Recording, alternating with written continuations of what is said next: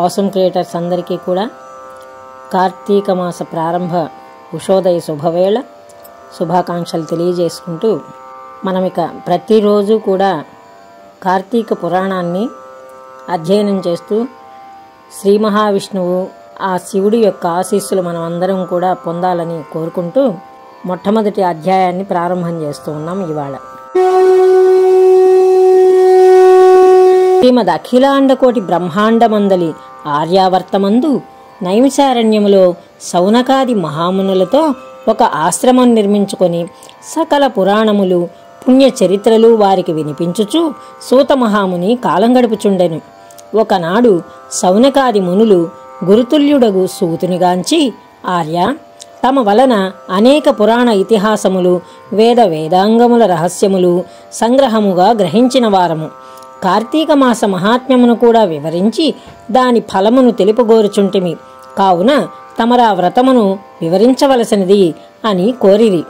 అంత ఆ సూత మహర్షి, ఓ మునిపుంగవులారా, ఒకప్పుడు ఇదే కోరికను నారదుడు సృష్టికర్తయగు బ్రహ్మను కోరుకోగా, బ్రహ్మదేవుడు నారదుడికి, విష్ణుమూర్తి లక్ష్మీదేవికి, సాంబశివుడు పార్వతీదేవికి తెలియజేసిన విధముగా ఆ గాథను వినిపించెదను. అట్టి పురాణ కథను మీకు తెలియజేయుదును.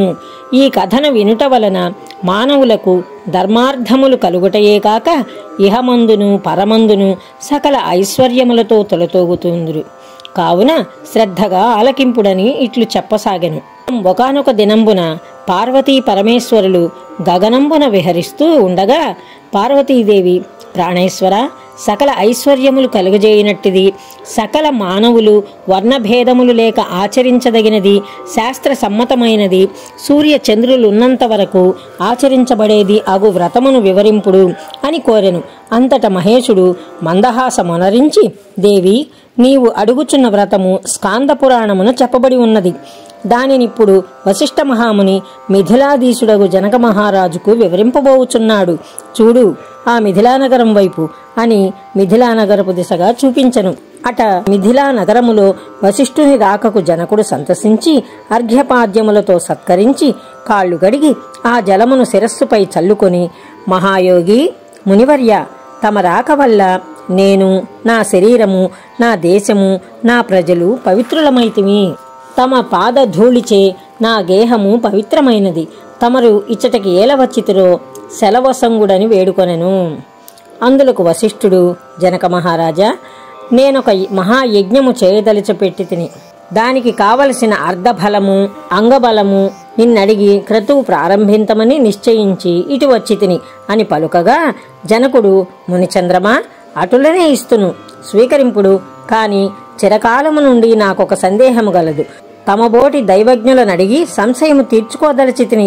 నా అదృష్టము కొలది ఈ అవకాశము దొరికినది. గురురత్న, సంవత్సరములో గల మాసములలో కార్తీక మాసమే ఏల ఇంత పవిత్రమైనది?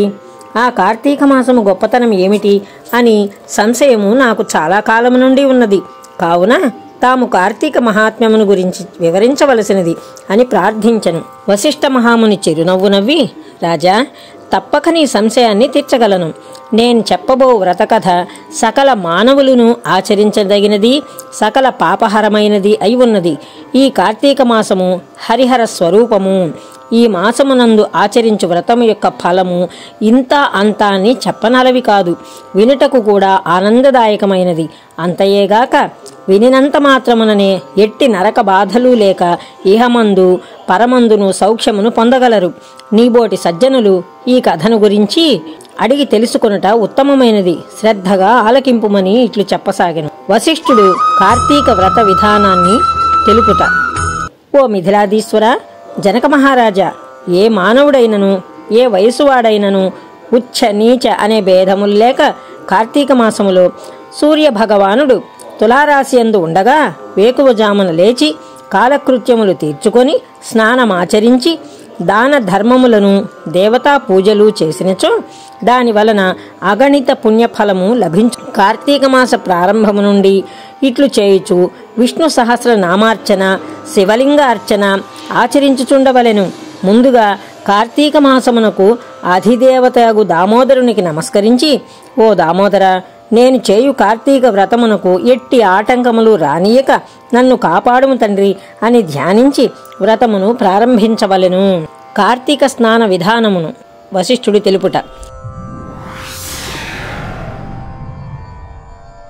ఓ రాజా, ఈ వ్రతం ఆచరించి దినములలో సూర్యోదయమునకు పూర్వమే లేచి కాలకృత్యములు తీర్చుకుని నదికి పోయి స్నానమాచరించి గంగకు, శ్రీమన్నారాయణునకు, పరమేశ్వరునకు, కాలభైరవునకు నమస్కరించి సంకల్పము చెప్పుకొని మరలా నీట మునిగి సూర్య భగవానునకు అర్ఘ్యప్రదాన మొసంగి పితృదేవతలకు క్రమప్రకారముగా తర్పణములొనర్చి గట్టుపై 3 దోసిళ్ల నీళ్లు పోయవలెను. ఈ కార్తీక మాసములో పుణ్యనదులైన గంగా, గోదావరి, కృష్ణ, కావేరి, తుంగభద్ర, యమున మున్నగు నదులలో ఏ ఒక్క నదిలోనైనను స్నానమాచరించిన ఎడల గొప్ప ఫలము కలుగును. తడిబట్టలు వీడి మడిబట్టలు కట్టుకుని శ్రీ మహావిష్ణువునకు ప్రీతికరమైన పుష్పములను తానే స్వయముగా కోసి తెచ్చి నిత్య ధూప దీప నైవేద్యములతో భగవంతుని పూజ చేసుకుని గంధము తీసి భగవంతునికి సమర్పించి తాను బొట్టు పెట్టుకుని పిమ్మట అతిథి అభ్యాగతులను పూజించి వారికి ప్రసాదమిడి తన ఇంట వద్ద గాని దేవాలయములో గాని లేక రావి చెట్టు మొదట గాని కూర్చుండి కార్తీక పురాణము చదవవలెను. ఆ సాయంకాలము సంధ్యావందనమాచరించి శివాలయమందుగాని విష్ణాలయమందుగాని లేక తులసికోట వద్ద గాని దీపారాధన చేసి శక్తిని బట్టి నైవేద్యము తయారు చేయించి స్వామికి సమర్పించి అందరికీ పంచిపెట్టి తర్వాత తాను భుజింపవలెను. మరునాడు మృష్టాన్నముతో భూతతృప్తి చేయవలయును. ఈ విధముగా వ్రతం ఆచరించిన స్త్రీ పురుషులకు పూర్వమందును ప్రస్తుత జన్మమందును చేసిన పాపము పోయి మోక్షమునకు అర్హులగుదురు. ఈ వ్రతము చేయుటకు అవకాశము లేని వారలు వ్రతము చేసిన వారలను చూసి వారికి నమస్కరించినచో వారికి కూడా తత్సమాన ఫలము దక్కును. ఇట్లు స్కాంద పురాణాంతర్గత వశిష్ఠ ప్రోక్త కార్తీక మహాత్మ్యమందలి మొదటి అధ్యాయము మొదటి రోజు పారాయణము సమాప్తము. ఓం శ్రీమాత్రే నమః. ఓం నమః శివాయ.